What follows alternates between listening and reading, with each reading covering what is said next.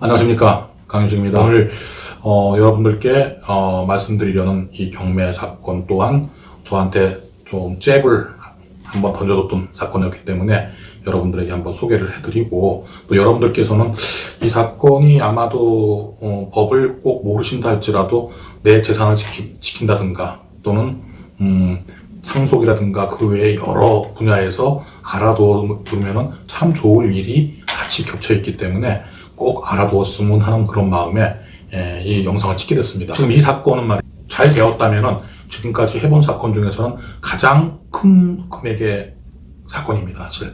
그래서 저 나름대로도 기대가 엄청 컸고, 같이 움직였던 분들도 좀 큰 굵직굵직한 데서 같이 손을 잡고서는 움직였던 사건이었고, 이게 나중에 불발이 되고 나서는 그 실망감이 보통 큰 게 아니었기 때문에 지금도 단짠한 그 파고가 가슴에는 지금 남아 있습니다. 아무튼 사건의 개요를 좀 말씀드리고 여러분들에게도 좀 전파를 해드릴까 싶습니다.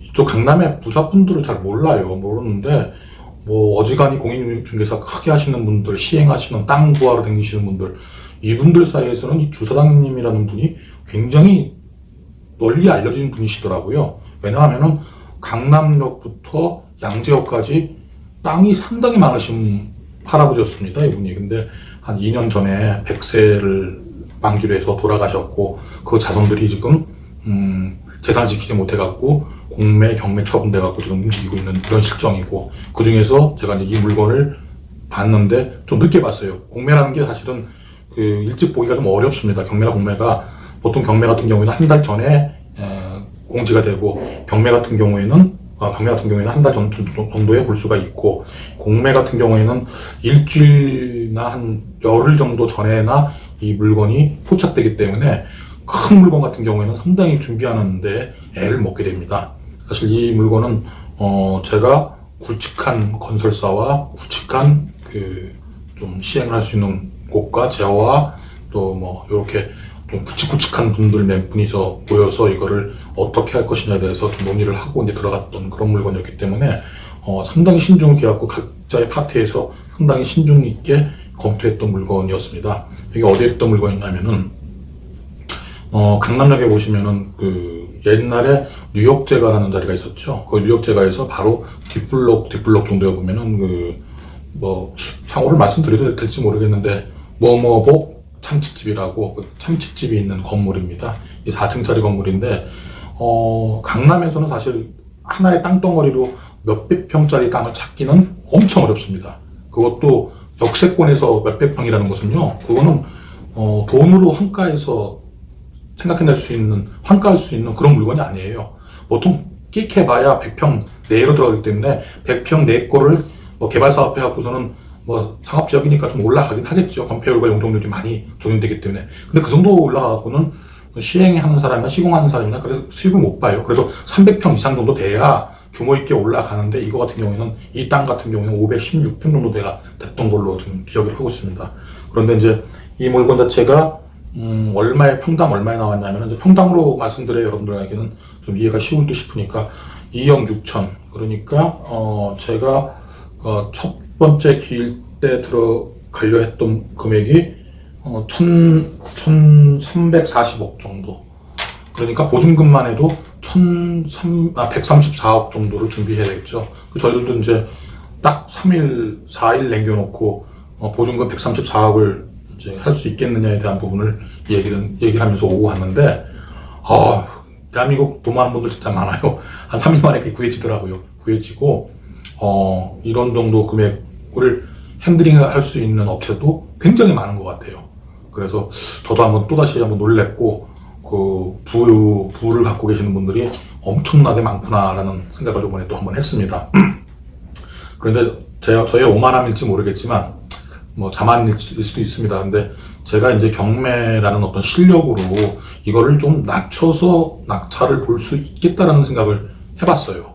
그게 뭐였냐면, 거기에 보시면, 소유권 이전 가등기라는 부분이 나옵니다. 근데 이 소유권 이전 가등기라는 부분은 무슨 부분이냐면은 매매 계약이에요. 물론 가등기가 담보물권으로서 근저당과 똑같이 나 돈을 받아가겠다라는 그런 역할을 할 때도 있습니다. 그런데 이 물건은 명확히 소유권 이전 가등기로서 역할을 하고 있는 걸로 보여집니다. 그게 왜 그러냐면요, 가등기를 이렇게 해놓고 이게 보니까 그 아들 오형제가 있는데, 오형제 중에서 그 할아버지, 원래 소유자였던 할아버지가 이 오형제를 다 믿었던 게 아니고 한 네 분 정도는 믿었는데 한 분에 대해서는 좀 믿음이 덜 갔던 모양이에요. 그래서 이분에 대해서 한 10년 전에, 2년 전에 그 건축물 대장상에, 그러니까 부동산 등기부등본상에 어떠한 담보물건이 설정되어 있지 않았을 당시에 최초로 그 아드님한테 가등기를 해버렸습니다. 지분에 대한 가등기를. 그러니까 뭐 가등기 부분을 그때 해놨던 게 조금은 뭐 할지 모르겠는데, 이 가등기가 들어와 있는 부분이 좀 있었고, 그래서 그런 가등기에 의해서 실상 이게 진행이 된다 그러면은 5사람의 그 뒤에 있는 압류라든가 뭐 담보물권에 의해서 경매가 진행되겠지만, 경매로 인해서 말소가 될 수 있는 것은 경매로 인해서 말소될 수 있는 것은 그 말소 기준 권리 이후에 있는 그 등기들만 말소가 됩니다. 이 가등기는 엄밀히 말해서 말소 기준 권리보다 앞선 선순위 가등기입니다. 그래서 이 가등기는 지울 수가 없어요.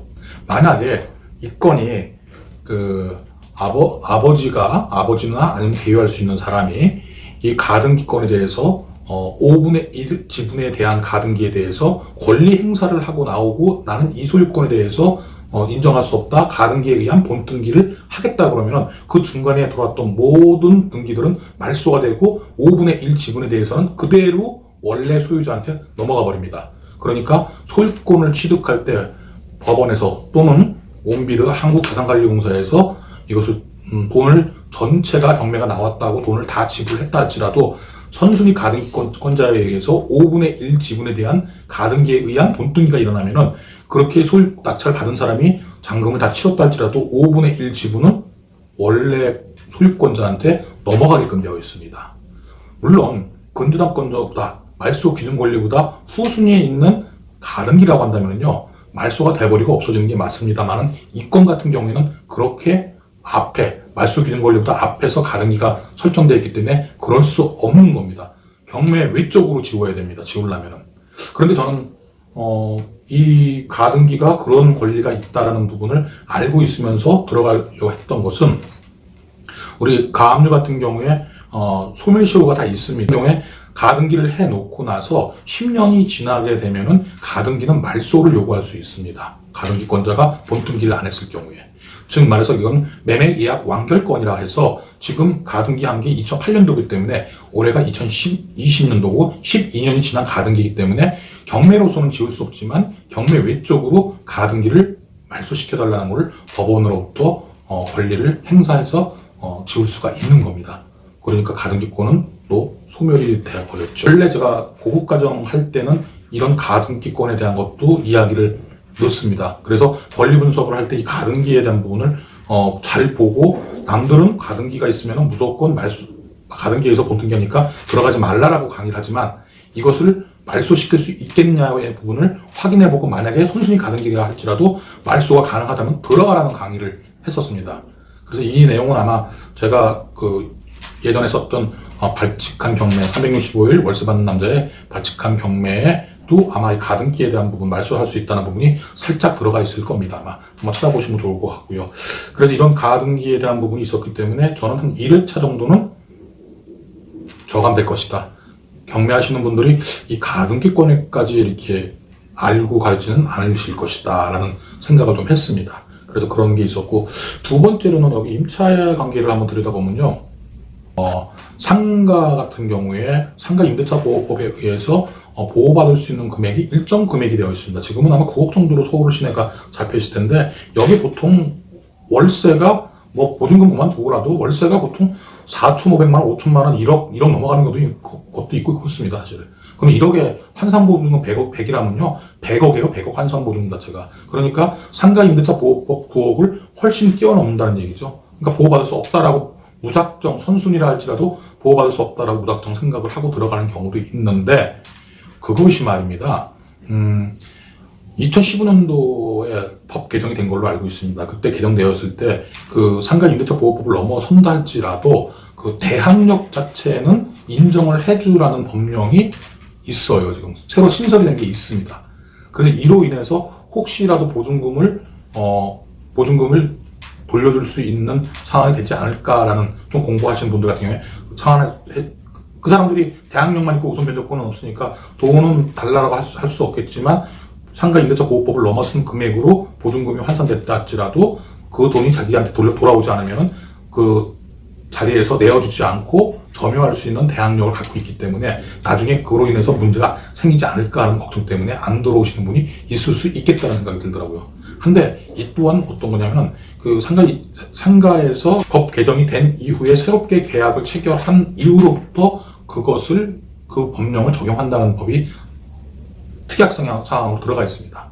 그래서 그 부분도 사실은 엄밀하게 따져볼 수 있는 분이 많지 않을 거라는 생각을 해서 이 두 가지 때문에 제가 이거는 좀 익히자. 평당 2억 6천이면 시세대로 사는 건데 실상 시세라는 게 없어요. 이건 대한민국 최고의 땅 아닙니까? 여기서 그냥 뭐 3억짜리가 돼버리면 이건 3억이 돼버리는 거예요. 그냥 대한민국의 바로메타 기준치가 돼버리는 겁니다. 여기는. 그렇기 때문에 얼마에 샀다라는 이거는 중요치가 않아요. 그래서 2억 6천에 사도 나쁘진 않겠지만 감정금액보다 좀 그래도 낮게 사는 게 어떨까 싶어서 1회차나 2회차 정도를 좀 묵혀두려고 그랬습니다. 그랬었는데 제가 보니까 전전날에 이게 취하가 되었더라고요. 나중에 이걸 알고 보니까 그 해커스 학원이 그 일대 학원을 다 점령하고 있는데 그 일대 학원을 한 곳으로 몰기 위해서 해커스 학원에서 1,500억 정도의 이 물건을 일반 매매로 사들였다는 얘기를 들을 수 있었습니다. 그래서 이제 그렇게 끝나는 바람에 우리는 입찰을 해보지도 못하고 그냥 무너졌던 그런 물건이라서 참 많이 아쉽기도 하고, 좋은 일이 있으려면 원래 이런 일들이 좀 한두 개씩 겹치기도 하고 뭐 그런 거라고 생각하고 있습니다. 좀 좋은 일이 있을 거라 기대를 하면서 다음 물건을 좀 기다리고 있습니다.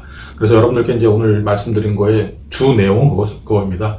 자식에게 부동산을 갖다 넘겨주는데 그 넘겨주는 과정에 있어갖고 부동산을 저는 믿지를 못하겠어. 또는 내가 어떤 사람의 부동산을 취득하는 데 있어서 조금 믿음이 안 가니까 소유권 이자 청구권 가등기를 올려놓고 나서 어떠한 사유 때문에 뭐 말할 수 없는 어떤 사유 때문에 상당 시간이 흘러갔다.